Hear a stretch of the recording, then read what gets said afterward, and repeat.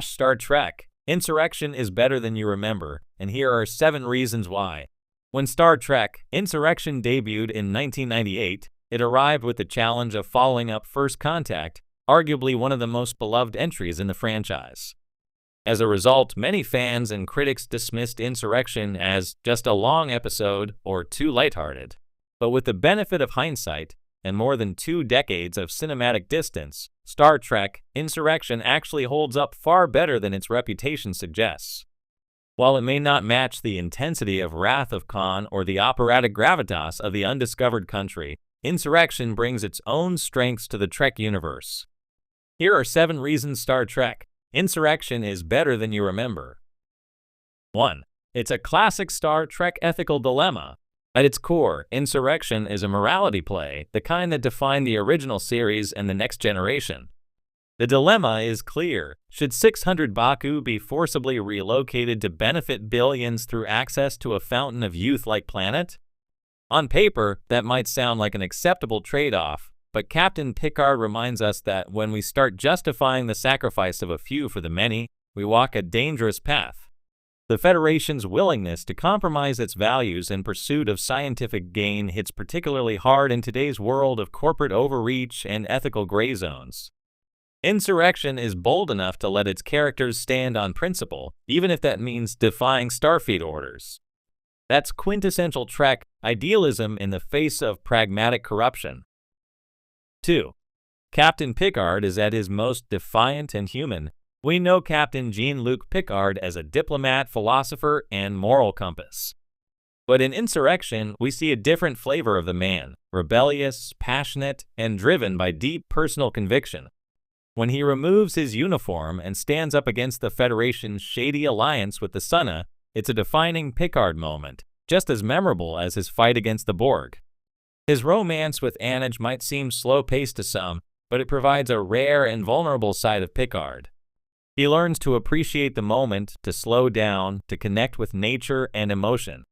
The film allows Patrick Stewart to subtly shift Picard from being a stoic commander to someone wrestling with the pull of humanity's most fundamental questions: time, aging, and meaning.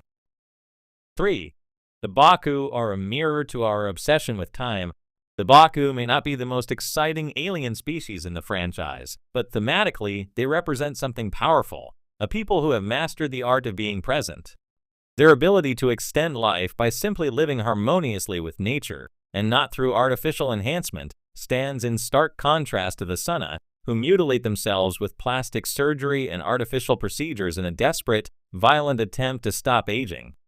The contrast feels even more relevant in the 21st century, where aging is increasingly treated as a problem to be fixed rather than a natural process. The Baku challenge us to ask, what is the value of slowing down? In a society obsessed with productivity and longevity, their lifestyle feels almost radical and oddly utopian. 4. It's funny, but in a way that works. Insurrection was criticized at the time for being too lighthearted, especially after the darkness of First Contact. But the levity isn't random or forced, it's organic, character-driven, and often insightful. Data's boobies comment while trying to fit in with a child? Riker and Troy rekindling their romance with humor and spark? Worf dealing with a Klingon pimple in the middle of a mission? These moments are funny, but they also give the characters breathing room and development. After the intensity of previous films, Insurrection gives the crew a chance to be people again, not just heroes on the bridge of a starship. The humor doesn't undermine the stakes, it balances them. And in many ways, it mirrors the film's core theme, rediscovering joy in life's small moments. 5. The visuals are underrated. While Insurrection doesn't have the apocalyptic scope of First Contact, its visual storytelling is still strong and in some ways more nuanced. The film leans into natural landscapes, serene lighting, and a tranquil, almost dreamlike atmosphere. Shot in the Sierra Nevada mountains and using real location photography, the Baku village and surrounding environment feel alive, peaceful, and authentic in a way few sci-fi films manage. The space battles are limited, but beautifully shot. The duck-blind cloaking devices, the Sunna's intimidating command ships, and the climactic holoship twist all feel grounded in classic Trek aesthetics, relying on thoughtful design over spectacle. And Jerry Goldsmith's score, majestic, emotional, and lyrical, enhances every frame. 6. The Sunna are surprisingly tragic villains. On the surface, the Sunna seem like stock Star Trek antagonists, scarred, ruthless, and power-hungry. But dig a little deeper, and they're actually among the most tragic enemies the Enterprise has faced. They aren't just aggressors, they're exiles.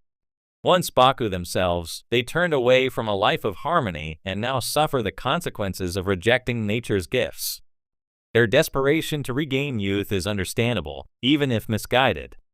Ruafo, played with chilling intensity by F. Murray Abraham, is a villain not driven by conquest, but by regret and terror of mortality. He doesn't want power, he wants to survive, and he'll destroy anyone who reminds him that time is running out. That adds depth to the conflict. The enemy isn't evil for evil's sake. They're a reflection of humanity's darkest fears about age, time, and legacy. 7. It's a love letter to the next generation. Where Generations tried to hand off the torch and First Contact leaned heavily on action, Insurrection is the first TNG movie that feels like a genuine continuation of the Next Generation series. The ensemble chemistry is spot on. Geordi's restored sight creates one of the most touching moments with a sunrise. Data's childlike curiosity is a return to form. Riker and Troy rediscover their love, not just through passion but through trust and emotional growth. This is the TNG crew as fans remember them, not just officers on a mission, but a chosen family navigating morality, aging, and identity together. There's even a sense that this could have been a two-part TNG episode, and for many fans, that's exactly the point. Insurrection doesn't try to reinvent Star Trek, it embraces its roots, unapologetically. The verdict, a misunderstood gem. Star Trek: Insurrection may never be the most celebrated entry in the Trek canon. But it's time to stop dismissing it as a weak link. Its willingness to explore ethical issues, its celebration of nature, and its return to character-driven storytelling mark it as one of the most authentic Star Trek films. Not every Trek movie has to end with exploding stars or genocidal villains. Sometimes, resistance isn't about battles, it's about preserving ideals. About finding beauty in simplicity. About choosing to stand up when it would be easier to look away. In that sense, Insurrection doesn't just deserve reevaluation, it deserves celebration. Because while it may not have changed the galaxy, it reminded us why the Federation and Star Trek matters in the first place. Not every Trek movie has to end with exploding stars or genocidal villains. Sometimes, resistance isn't about battles, it's about preserving ideals. About finding beauty in simplicity. About choosing to stand up when it would be easier to look away. In that sense, Insurrection doesn't just deserve reevaluation, it deserves celebration. Because while it may not have changed,